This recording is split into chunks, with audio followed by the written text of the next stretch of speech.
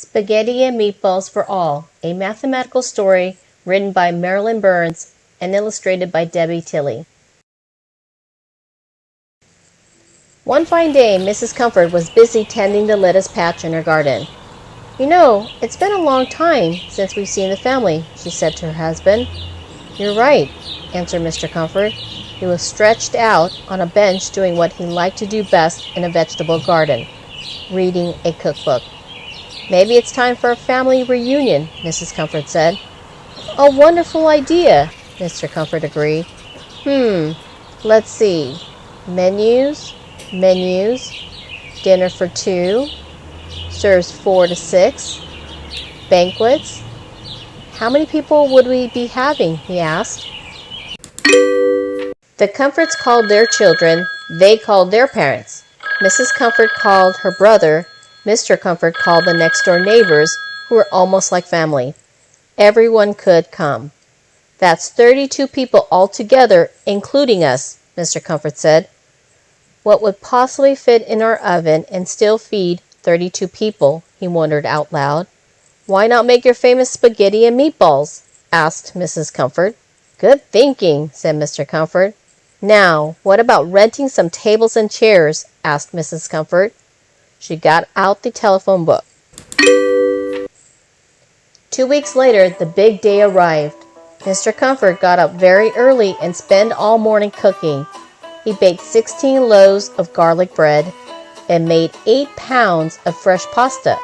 He simmered 8 quarts of spaghetti sauce and rolled 96 meatballs. Mrs. Comfort picked all her ripe tomatoes, cucumbers, and lettuce for salad. While Mrs. Comfort waited for her tables and chairs she had rented, she drew a seating plan. Then she got out the dishes, the silverware, the glasses, the tablecloths, and some vases. But when the rental company arrived, they were 1 chair short. "Don't worry," said Mr. Comfort. "You'll think of something." Mrs. Comfort found a folding chair. Now the tables were ready. Each had 4 place settings, 4 chairs, and a vase with lovely cut flowers. Mr. Comfort came out the kitchen, balancing 8 plates of celery and olives, 1 for each table. Just after noon, the Comfort's daughter and her husband arrived with their 2 children. "Welcome," said Mrs. Comfort. "Come, sit," said Mr. Comfort. "Let's push 2 tables together so you can sit with us," suggested the Comfort's daughter. "But there won't be room," Mrs. Comfort said. "But there is," said Mr. Comfort. "There's plenty of room and plenty of garlic bread." Everyone was just about to sit down when a car pulled into the driveway.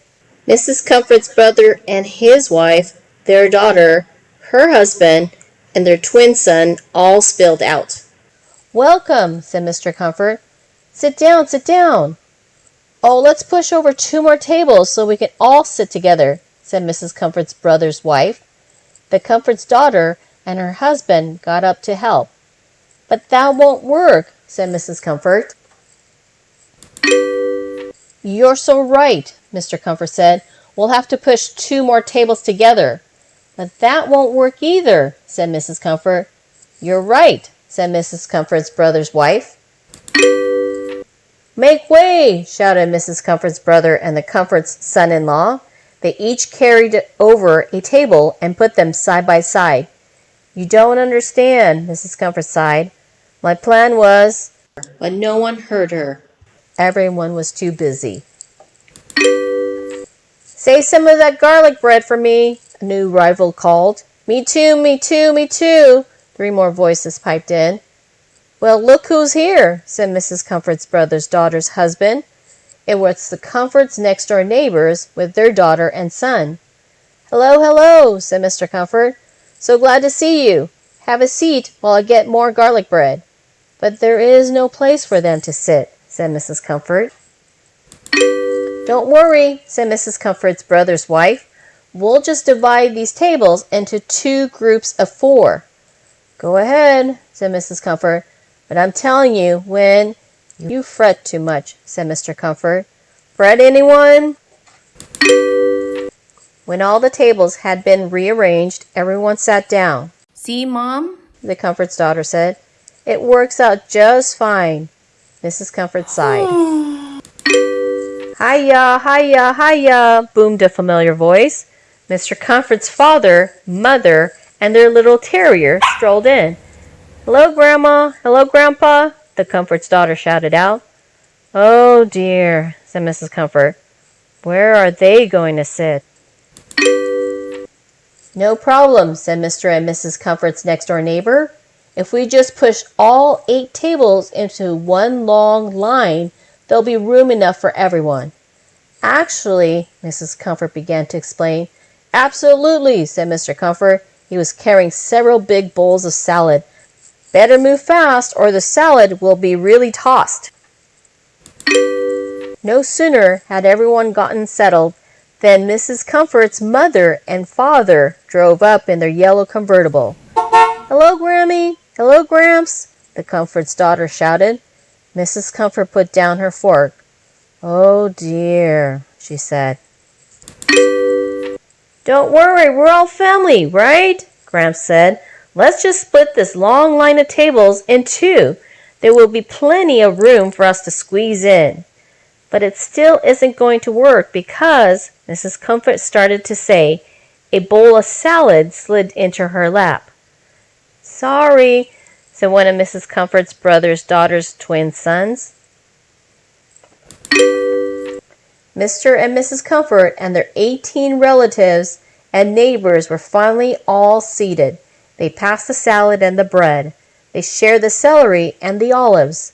And when they heard a cheery, "Hi, everyone," most of them held onto their plates. The Comfort's son and his wife pedaled in on a bicycle for 2. Their twin daughters rolled in on skates. Didn't I tell you, Mrs. Comfort said, there's not enough room. No problem, Mom, said the Comfort's son. We'll just divide these 2 lines of tables into 4 pairs. Okie dokie? Wait, we're all forgetting something, said Mrs. Comfort. We're out of salad over here, the Comfort's daughter said. Don't put any tomatoes in mine, said the Comfort's next-door neighbor's son. Is there any more garlic bread? Asked Mrs. Comfort's mother. Who's got my silverware? Asked Mr. Comfort's father. Hey, Mrs. Comfort's brother's daughter's son said to his twin brother. That's my bread you're eating. Get your fingers out of my salad, the Comfort's son's daughter said to her twin sister. Don't play with your food, said the Comfort's son's wife. What did you say? Asked Mr. Comfort. I said, Mrs. Comfort said. Big red van parked at the curb. Out jumped Mrs. Comfort's sister with her husband and their triplets. All 3 of the triplets had brought their boyfriends who were also triplets. Now do you see what I mean? Mrs. Comfort asked. Where are they going to sit? Well, my dearest, said Mr. Comfort, I haven't served the spaghetti yet. We'll just move a few chairs, reset a few places, and there will be plenty of room for everyone. I give up, said Mrs. Comfort. She sat down in her chair and didn't budge. I say we divide the 4 pairs of tables into 8 single tables, Mrs. Comfort's brother said. He and his wife moved 1 pair of tables apart. The triplets and their boyfriends moved the other 3 pairs. You see, said Mr. Comfort, it all worked out. I see everything is back exactly the way I had it, said Mrs. Comfort. I knew you'd think of something, said Mr. Comfort. Now how many meatballs would you like? Now let's go over the tables that were formed in the story. So in the beginning of the story, Mrs. Comfort knew that 32 people would be coming to the family reunion. She correctly figured out that she would seat all of them at 8 small square tables like figure 1. Although Mrs. Comfort didn't use mathematical terms to describe her plan, it's possible to use area and perimeter to talk about her solution. If you think about the top of the small square table as having the area of 1 square unit, then the perimeter of each individual table is 4 units, or one unit of length for each side. When the Comfort's daughter and her husband and the 2 children arrived, they pushed 2 tables together so that the 4 of them could sit with Mr. and Mrs. Comfort, which made the arrangement like figure 2, with the area of 2 square units and a perimeter of 6 units. That worked for the time being, but only Mrs. Comfort realized that this wouldn't be enough places when the rest of the guests came. Each time guests arrived, they rearranged the tables into different rectangulars so that more people could sit together. The story gives children a variety of ways to think about the areas and perimeters of rectangles. So looking at figure 3, this fit for a 2x4 rectangle with a perimeter of 12 units for 12 people. And later on in the book, after 6 more guests have arrived, the same 8 tables were then rearranged into a 1x8, like figure 4, with a perimeter of 18 units. Renting small square tables and seating 4 people at each wasn't the only way Mrs. Comfort could have organized the 32-member. She could have ordered 15 small square tables and rearranged them into one long banquet table, seating 15 people on each side and 1 person on each end, like figure 5. Or she could have rented 28 small square tables and arranged them into a 2x14, like figure 6. 16 small square tables would have worked if they were grouped at 4 larger square tables, each seating 8 people, like figure 7. Mrs. Comfort could have also used 12 small square tables arranged into 4 rectangles with 8 seats, like figure 8. In each of these samples, the perimeter of the rectangle or the combined perimeters of several rectangles remained constant at 32 units, making it possible to seat all 32 people. However, the area of each arrangement is different depending on the number of square tables needed. Mrs. Comfort's solution was the most economical because she rented the fewest tables needed to seat everyone. Her arrangement produced the smallest possible area of 8 square units while still maintaining the perimeter of 32 units. Goodbye. We'll see you at the next math story.